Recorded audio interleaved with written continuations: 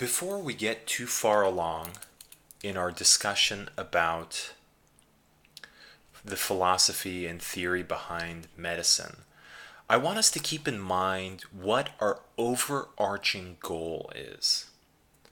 And I think it's very, very clear now, but it can be forgotten easily later, that the goal of our clinical endeavors is to provide the best medical care to the patient.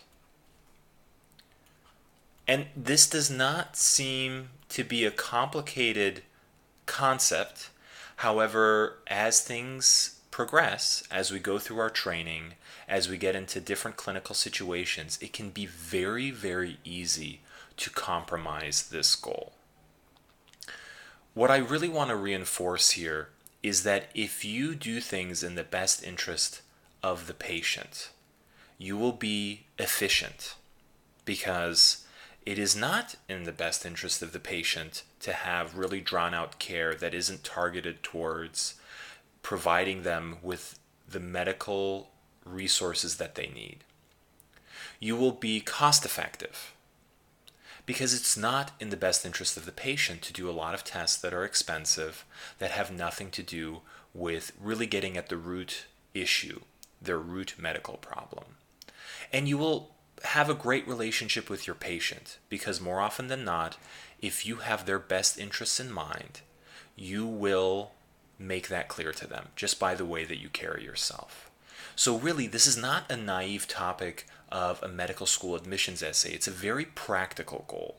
You must keep this in mind throughout your day to day, because if you catch yourself doing things that are not in the best interest of the patient, you really have to ask yourself, why? Why am I doing these things? What is the justification?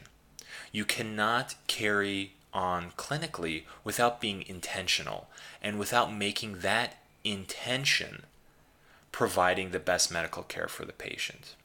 Now again, this is very, very universal. It's very fluid.